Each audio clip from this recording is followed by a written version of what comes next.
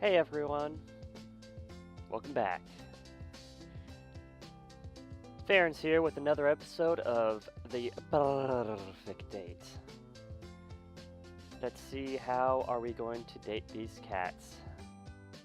Looks like we've only seen 2% of the entire game, so it might be a while until we get to woo our little feline friends.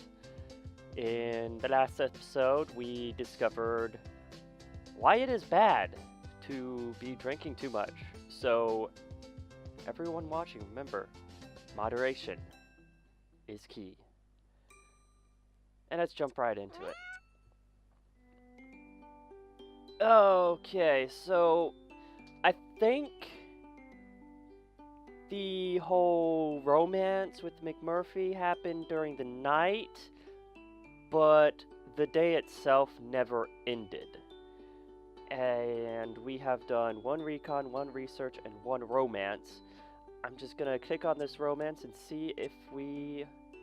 What is this? You're looking a little tired. You only have one heart remaining. If you choose to continue, it would have negative consequences.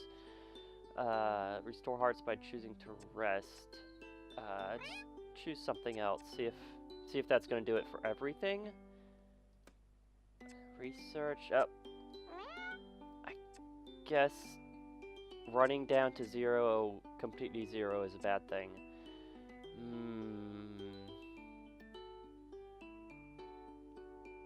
Let's go ahead and rest for a bit. You had a lovely nap and wake up feeling revitalized. Your energy has been restored. Magic!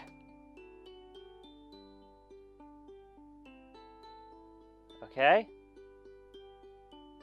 So now we should be able to go look at everything. Cool. Snooty Booty is heartbroken. We did not choose her. We can go back to McMurphy, and the others are still locked. Okay. And our research is still the same ones as before. So recon would probably be the same. Let's do our last recon. There was only 2. And then we'll have like 2 more hearts to work with. So we might be able to fill this out in a single day. A strange message in the middle of the night. Doesn't anyone on this island sleep? So here we're going to investigate the messages we got on our second night here that had no way of figuring out who it was. Don't really feel optimistic about this, but it's our only other recon option.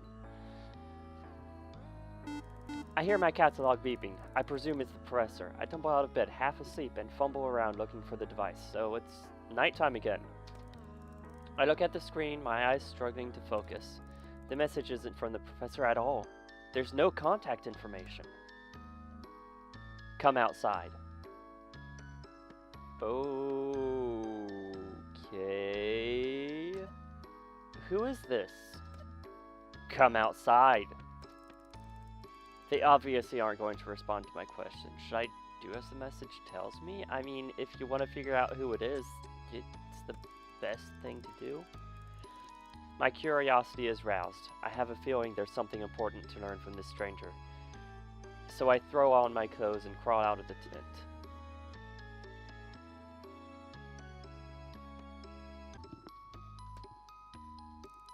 I don't see anything out of the ordinary. Anyone out there? My catalog beeps again. Walk to the edge of the forest. Okay. I'm not going any further until you tell me who you are. Walk to the edge of the forest. No. Walk to the edge of the forest. Over.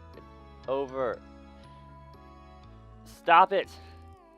By now I realize I have walked to the edge of the forest. Oh. You just start walking without realizing it. At the edge of the forest, I see something on the ground. As I get closer, it becomes clear that it's a small posy of flowers. I gingerly pick them up and notice that several of the flower heads are missing? My catalog beeps again. Follow the petals. And that's when I see a trail of little orange petals, the same color as the bouquet I'm holding. Well, I've come this far, no turning back now. No, you can turn back now if you really wanted to, but I begin to walk. I'm nervous, so I call out, "Hello?" No answer. Louder this time. "Hello? Hello? Hello? Who is that? Who goes there?" "Major, is that you, Floofy Boot? Floofy Butt? I really wish you wouldn't call me that, human. What on earth do you think you're playing at? Cavorting around the forest in the dead of night, causing a ruckus." "Oh, Major, you don't know how pleased I am to see you. I need your help." "And this can't wait until a civilized hour?" "You're a cat. You don't sleep at night, do you?" "I'm afraid I can't. I'm not the one instigating this. I've been getting messages from an anonymous source asking me to follow them into the forest. Look, they've left this trail." "Ah, Calendula maritima, marigolds, herb of the sun. They're said to represent creativity, though some believe them to be symbols of cruelty and grief." Okay, bad vibes all of a sudden, guys. "Your knowledge is always so impressive, but I have to say on this occasion it's not very comforting." Floofy Boot goes striding off with purpose. "Come along, Fern. Are we going to follow this trail or not?" I shuffle awkwardly behind him. "Before the sun comes up, eh?" We continue on for a short while and notice that the petals are getting more sparse. It's becoming more difficult to see them until eventually they seem to run out, and we find ourselves at a small clearing. "Well, it appears somebody has been playing a joke on you, Fern." I sadly agree. This has been nothing but a wild goose chase. "Do you think maybe the fact you didn't come alone did something, perhaps?" "Oh well. Seems so, Major. I'm sorry for dragging you into this. Let's go back to our beds before we waste any more precious snooze time on this fool." "Aw, he's so sad. He's so sad it's raining on his head." I turn to Floofy Butt and notice that his back is arched and his fur is puffed up, making him look even more floofy than usual. "Something wrong, Major?" "You tell me, human. Does that pile of rocks look suspicious to you?" Doesn't everything look suspicious to a cat? Amongst the myriad rock piles, I notice a small, contrived-looking cairn. Floofy Butt's right. It looks far from natural. "That looks to me like it's asking to be inspected, Major." "Well, get to it, Fern. You're the one with the thumbs." I begin to dismantle the small mound, rock by rock. It's not until the foundation stone is removed that we find a manila envelope. Ooh. This was a good recon. "Major, look! It's a letter!" "Looks rather large for a letter, my dear. I think you ought to open it." "Here or back at the base? Having got you thus far, I think it's only fair that I have equal share of the spoils." "Spoils?" "Yes, perhaps we should look right now, Major." As I'm speaking, I've torn into the envelope. "Well, out with it!" It looks like drawings? What sort of drawings? I'm not sure, but they look quite old, antique even." "But do they have value, human?" "Probably to someone.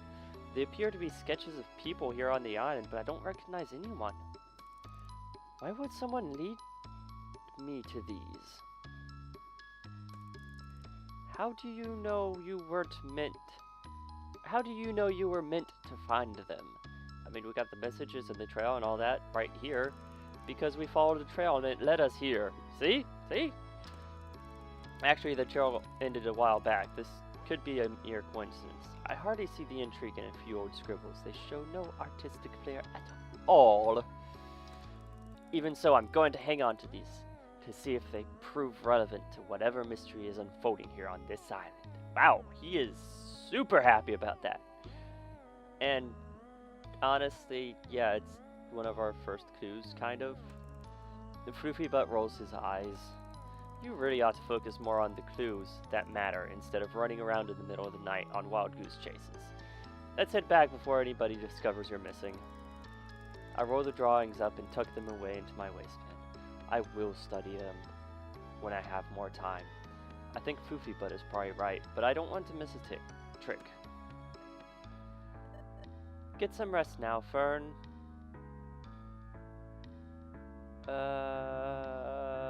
Creepy? Creepy? Are you watching? Is that person watching? Finally a sensible suggestion, yes, but... the fuck?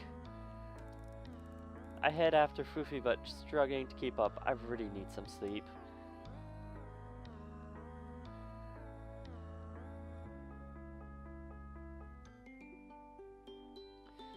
Alright. What next? Shouldn't be any more recon left. Yep. That's all done. So we've got 2 more science, and we can romance once more. Let's see if we can romance an extra hit with McMurphy and then get our 2 research done. And use our last heart for the last research. That should be fine.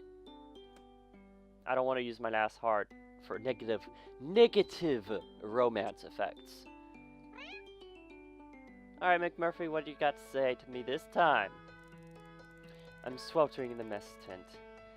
Typical for me to get cook duty on the hottest day so far. I step out for a moment to try and catch some air. Psst. I'm not sure if I already heard something or if the dehydration is getting to me. I take a swig from my water bottle. Hey! Aren't you gonna share, gotta? Oh, McMurphy, was that you psting? What are you suggesting, Kara? I only use the designated litter areas. Oh,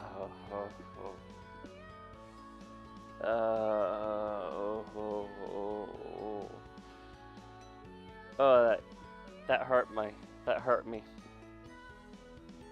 Ahem. Murph, you are incorrigible. You know exactly what I meant. Come on, Gara. Never mind all that. We have work to do. I am working. I'm supposed to be cooking for this evening. I mean work for the adventuring variety.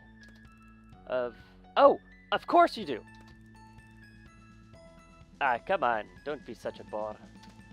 I'm sorry, McMurphy, but I can't. I'm very busy here. It's going to take hours to defrost and braise this meat from the mainnet. Is it? I mean, yeah, it'll take hours to defrost, and then the braising is like 30 minutes. He's making up excuses. He had a bad date, and now he's just trying to get out of it. But if you come with me, you may end up providing a much tastier dish in half the time. What do you say, Kara? You up for a crack? Crack? What are you saying? You mean I should just bunk off? That's the spirit. Strip off your apron and let's hit the trail. He is a terrible influence. Oh my gosh, McMurphy, why? But I can't just... What if someone comes looking for me? Leave him the note. Gone fishing. Maybe it's the heat, but I'm overcome with a moment of madness. Well, okay then, you wild Irish rover. I'm all yours. Ah, now there's a thought. Oh, wow, someone's frisky. Before he can answer, he slunk into the thickening of the forest behind the clay cooking pots. I whip off my apron and fall behind. Wait, Murph, it's too hot to run. Then we really ought to cool ourselves off, eh? He's led me to the cliffs, and without warning takes a running jump off the edge. I see him flying through the air and watch mesmerized as he cuts through the water. Oh, Murphy, are you okay? Don't panic, I'm coming! I kick off my flip-flops and shorts and follow him into the water. I'm surprised at how shallow it is, and that I'm easily able to stand. Murph! Where are you? I frantically search about, fearing for his safety, and suddenly feel something brush against my legs, making me scream out loud. What's that? I look down into the clear water and see McMurphy speeding along the seabed like a shark, fast and sleek, and suddenly breaking up through the surface with something in his mouth. What kind of cat is this? McMurphy, you can swim? What on earth is that thing? Oh my, it's a fish? I can see he's smiling even with the sprat in the way. You can fish? He spits the fish back into the water. There truly is no end to my talents, Cara. You can say that again, but I have so many questions I don't even know where to start. Catch your breath, Cara. I know I'm exhilarating company, but you need to exercise a little bit of restraint, or you'll be swooning on me next. Relax. The salt water is very buoyant. I copy McMurphy and we both lie on our backs on the surface. It's very calming and tranquil. And I'm finally able to collect my thoughts. I realize I've not had this much clarity in a long time. This is so cool. I know, Trixie took me here first. Calls it the Ponder Pond. I like mine better. It's Ponder Pool, but I like Ponder Pond better. It's personal. Oh, can you all swim then? I thought cats, before I can even finish my sentence, McMurphy cuts in. It's a common misconception that cats can't swim. As you can see, it's another thing we excel at. So humble, too. Sarcasm much? As Nana McMurphy used to say, if you've got a trumpet, blow it! What about the fish? Where did they come from? There are no birds or fish on this island. It's one of the first things they tell you in orientation. That's just because they don't know. Don't know what? It's better if I just show you. Come on, Cara. Follow me. We swim for a while with McMurphy leading the way with purpose, and then he stops. Well, notice anything interesting? Well, the water is much cooler and deeper here. Anything else? Can you feel anything? I stand perfectly still for a moment and began to feel a strange sensation around my legs, like a warm tickling under the water. McMurphy, are you peeing? Why? The joke. Don't be so crude, Cara. It's a current. Look over there. I refocus my eyes until they see what I thought was a rock shadow is moving. It comes closer into focus, and I realize it's a shoal of small fish darting in and out of one particular spot. What is that? I don't understand what I'm looking at. Isn't it enough to see, Cara? To experience. You always have to understand everything. Well, yes, that's my job. It's who I am, McMurphy. I am a scientist. It's in my DNA to seek to understand. Come on then, scientist. Let's take a closer look. We move closer to the area where the fish are gathered. I put my hand down and realize I can touch them and even pick them up, but something is stopping them from swimming further inland.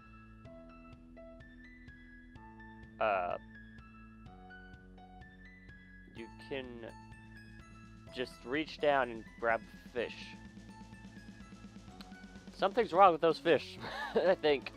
McMurphy, we need to get going. I'm going to be in big trouble if I'm away for any longer, but thanks you for showing me this.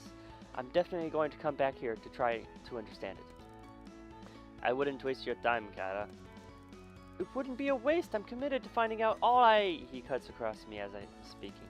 I meant coming back to this particular spot. The fishes won't be here.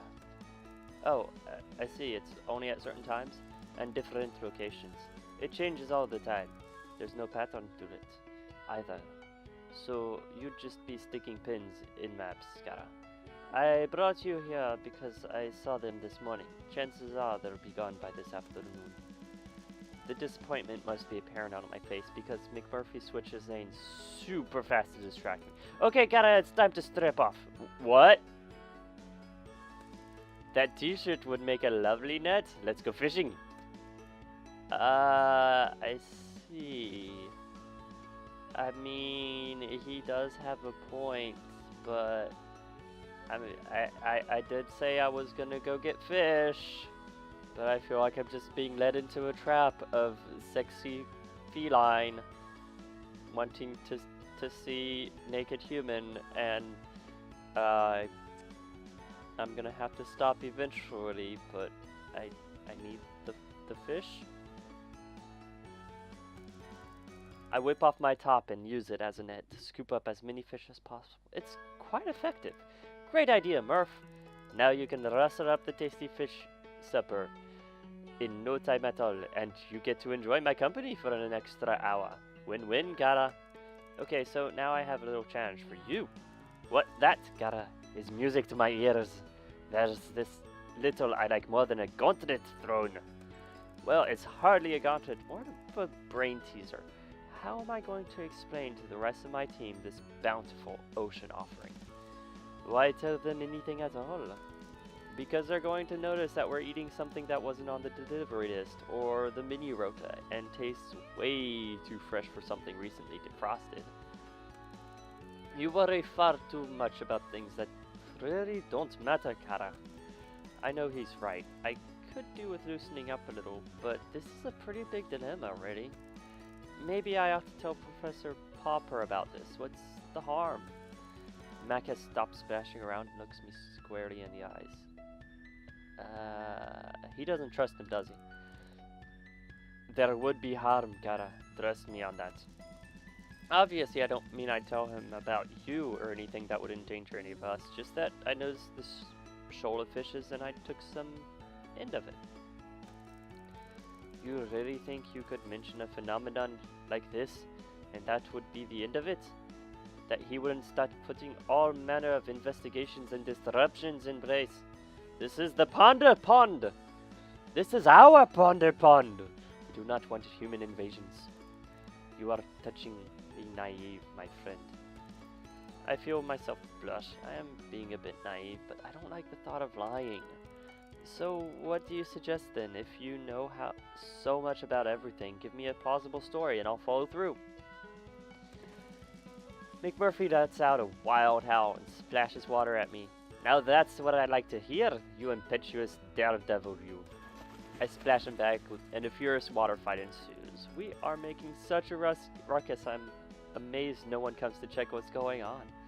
After a good 10 minutes of laughter and play, we run out of the stream and float in the buoyant warm water. Let's hear it then, Oz. What's my cover story? It's a very simple case of brazen bluffing. Okay? Make a simple but delicious meal, and if anyone should ask where the fish came from, shrug your shoulders and ask the same question. Huh? It's all in the poker face. You remain completely impassive and ask the same question. Yeah, I wonder that too. Where did the fish come from? They're delicious. Really?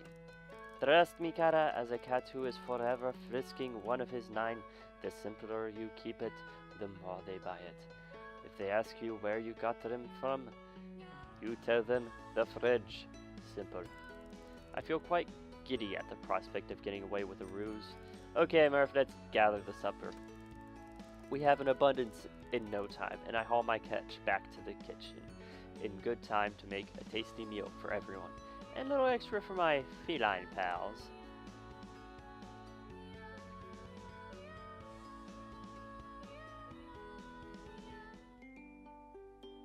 Okay, so...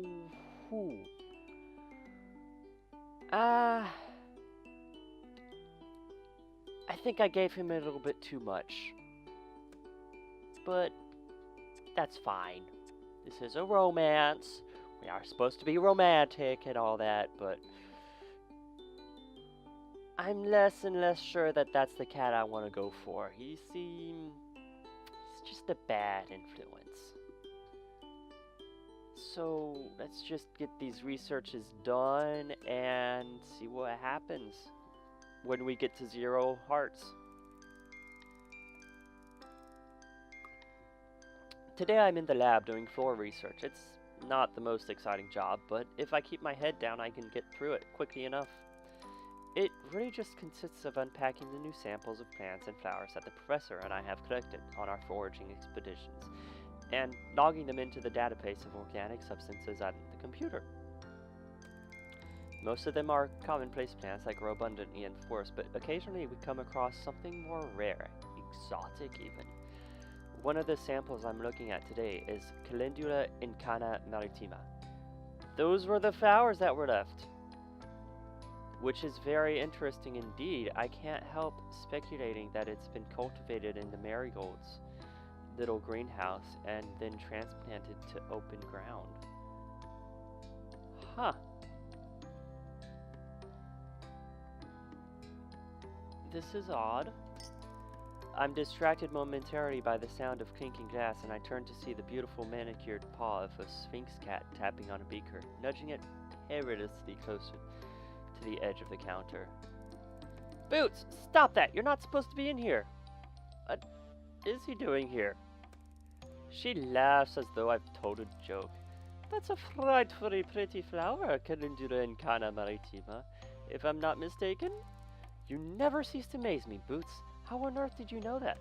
Why, I make it my business to know all about rare and valuable works of art. Art? Why not? It has been created like a sculpture or a painting. The marigolds are true artists in the garden.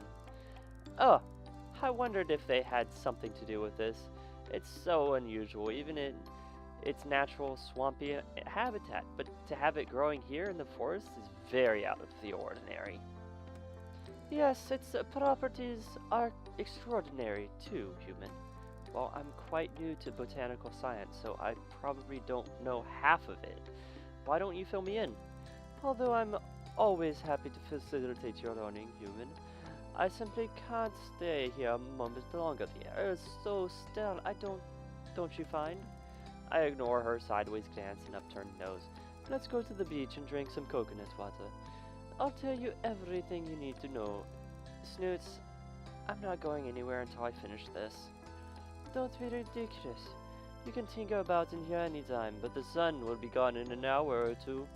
I'm not tinkering. This is my job. If I don't get it done, the professor will want to know why. Then explain to him you had better things to do. Snooty Booty, I won't tell you again. If he catches you here, Popper will cage you. Be careful with that flower, human. It doesn't do to inhale that fragrance too deeply. What? I turn to ask her why and see her flounce out, knocking the beaker with a swish of her tail as she does. You did that on purpose! But she's gone, leaving me to clear up the broken glass. So, the marigolds made the flowers that we had found. Apparently, so does... Oh man, this is too much. Yes. Once you complete your research, your time on Cat Island will come to an end. Have you seen everything you want to see? No? What's this?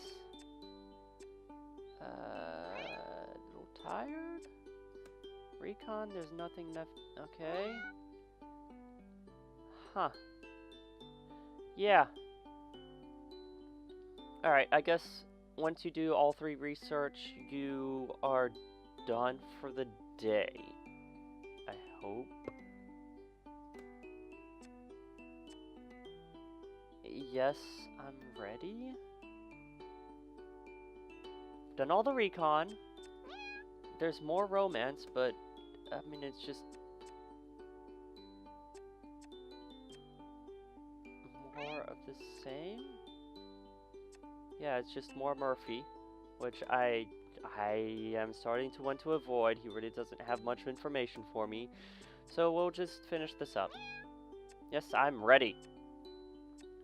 Our last research for the day, or for however long it's been. Professor Proper told me to be ready early and dressed for hiking, as we're doing field work this morning.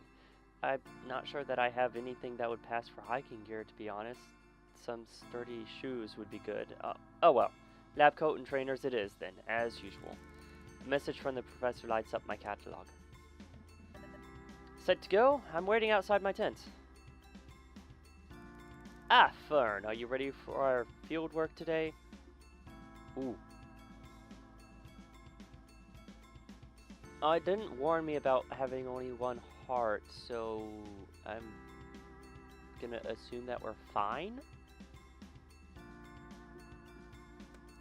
Yes, of course, Professor. May I ask, where are we going? Somewhere I think you'll find very interesting. The professor hands me a backpack. Here, take this bag. It's very full, but surprisingly light. Popper has set off at a brisk pace, calling back to me over his shoulder. This way! I run to catch him up. After some serious walking with me struggling to keep up, the professor stops abruptly and listens. Do you hear that? There is a distant sound of bubbling water. We're almost there. Secretly, I'm relieved, as I don't think I could go much further. Just a little climbing. I hide my dismay. Where does he get this energy from? It's just at the top there. It's not as difficult as a climb as it looks. We are in front of an almost vertical rock face. Just copy me! He clambers up expertly. I manage to find a spot that will support my foot and start the climb. I make little progress before slipping and falling flat on my bum. I try this again. This time I take it slow. Again, I fall. What happened to the benefit of catification that the others keep going on about? The professor notices I'm having trouble and holds a hand out for me. I manage to climb up just enough to take hold of him, and he lifts me the rest of the way. His strength is impressive. Curious, even. Not a fan of climbing, eh? Can't say I've done much of it, Professor. Come along, then. I can get you there. He pretty much pulls me all the way to the top, and then leads me to the entrance of a small cave. The sound of running water is very loud. I instantly see why. A natural spring has cut its way through the rock and created a beautiful cascade of sparkling, clear water. It looks delicious. I kneel down without thinking and begin to drink. It tastes amazing. As I come up for breath, I see the professor looking at me with suspicion. You should know better. It is never wise, under any circumstances, to ingest something that is unproven. But here on this island, it would be prudent to exercise more caution than usual. I feel embarrassed at my lack of consideration. Yes, of course, sir. I wasn't thinking. I felt so thirsty and it looked so good. I do understand. Many have made the same error. Fortunately for you, this is tried and tested for safe consumption. It's good, don't you think? Ooh, way to make me scared, Professor. Thank you for nothing. My body feels suddenly re-energized. I feel like I could climb any wall. It's incredible. I feel fantastic. What's in it? We don't know. That's why we're here. We need more samples. We've been studying this water for months now, and we still know very little about it. Check your bag. I opened my bag. It's full to the brim with empty plastic bottles. Oh, he's not gonna make it home, is he? We'll need to fill all of these with water. We're going to need as much as we can. That's gonna be like 40 pounds of water. Oh my gosh. I do as he says. By the time the bottles are full and back in my bag, it weighs a ton. But I feel like I can lift anything. The effect of the water is powerful. The professor has also packed his own rucksack with bottles. That should do us for now. Let's get these back. As we make our way down the rock face and back to camp, I have no problem keeping up with the professor. I feel I could run all the way. However, as we get closer to home, I start to feel the effect wear off. My bag becomes unbearably heavy. The final limp into camp is torture. I need to rest.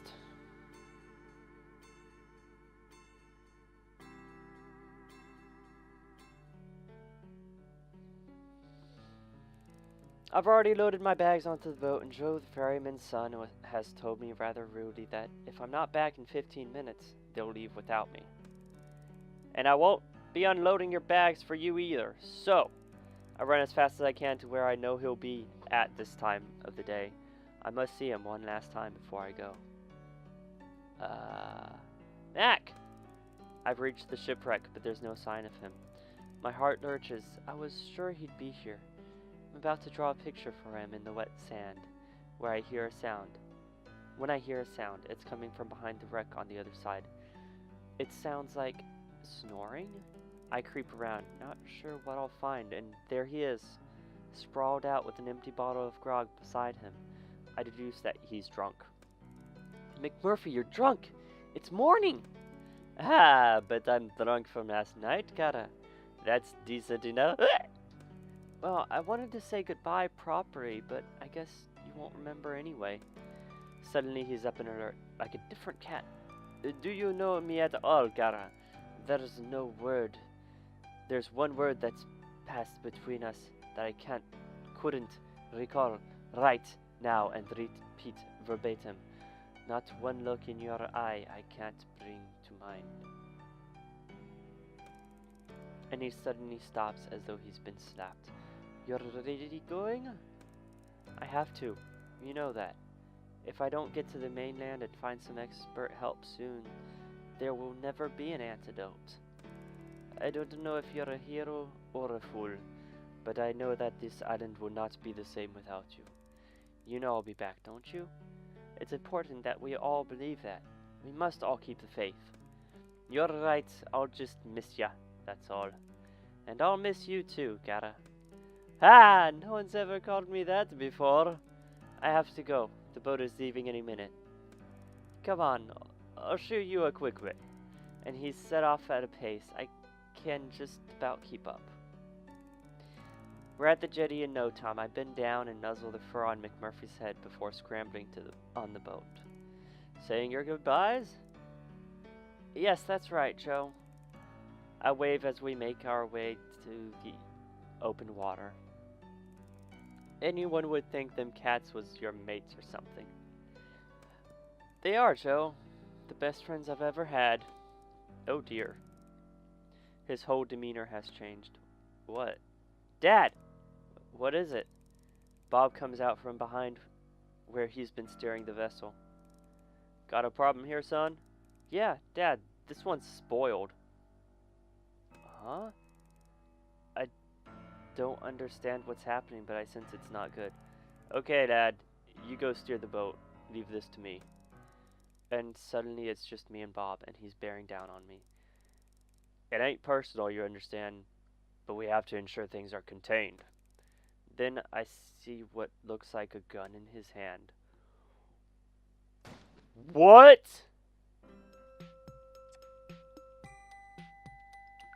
What?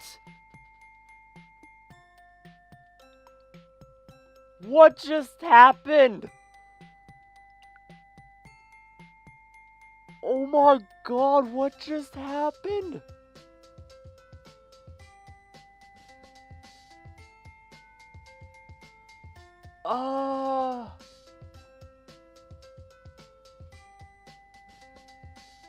I am... Holy... What?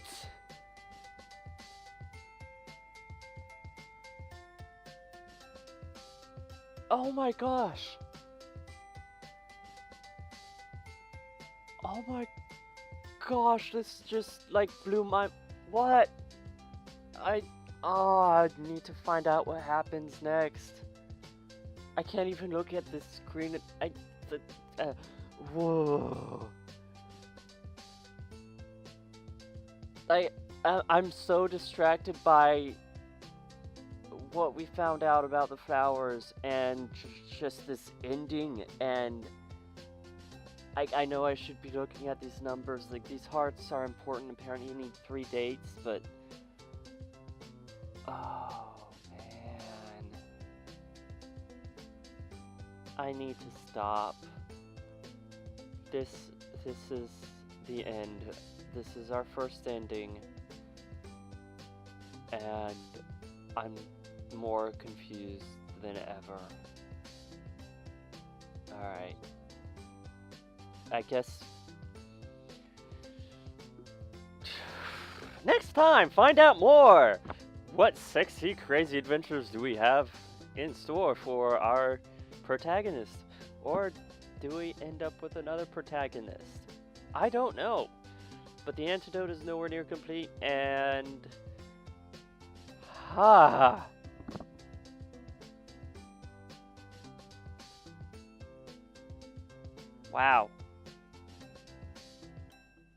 I did not expect this. That... Not a kid's game!